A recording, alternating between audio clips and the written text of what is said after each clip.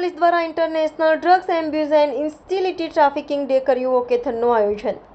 મોટી સંખ્યામાં શાળાના વિદ્યાર્થીઓની સાથે પોલીસ વિભાગના અધિકારીઓ જોડાયા। શાહજીબાગ બીટ નંબર 2 થી શરૂ થઈ વોકેથોન MS યુનિવર્સિટીના ચંચી મહેતા ઓડિટોરિયમ સાથે સમાપ્ત થશે। સમાજમાં ડ્રગ્સનું દૂષણ ડામવા માટે વોકેથોનનું કરાયું આયોજન।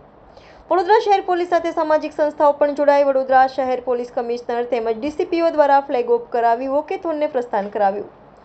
પખવાડિયાથી વડોદરા શહેર પોલીસ દ્વારા ડ્રગ્સ નાબૂદ કરવાની જનજાગૃતિ અભિયાન ચલાવવામાં આવી રહ્યું છે। આજે એન્ટી ડ્રગ્સ ડે છે। આના ભાગરૂપે આપણે એક શાળા બાળકો, કોલેજ વિદ્યાર્થીઓ, પોલીસ અધિકારી કર્મચારીઓ અને શહેરના નાગરિકો સાથેની એક પદયાત્રાનું આયોજન કરવામાં આવ્યું છે।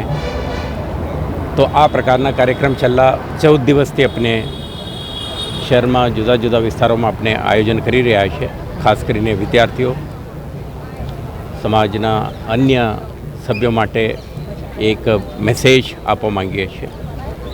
તો પોલીસ એન્ફોર્સમેન્ટ એજન્સી તરીકે ખૂબ મહેનત તો કરે છે, પરંતુ આખા સમાજ એક થઈને આપણે લડીશું તો હું માનું છું કે આ ડ્રગ મેનેસને આપણે સામે કરી શકીશું અને એક વ્યસનમુક્ત સ્વસ્થ વડોદરા શહેરની જે આપણા પરિકલ્પના છે આ સાકાર કરી શકીએ।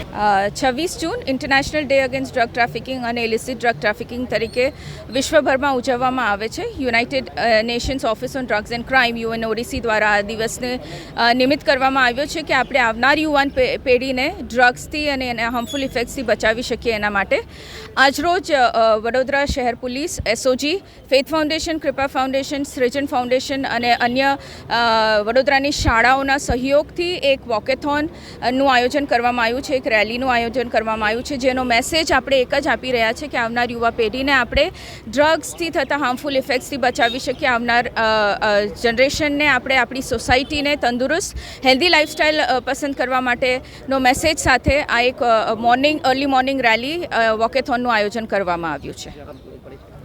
સુઝન અનંત, ફેથ ફાઉન્ડેશન।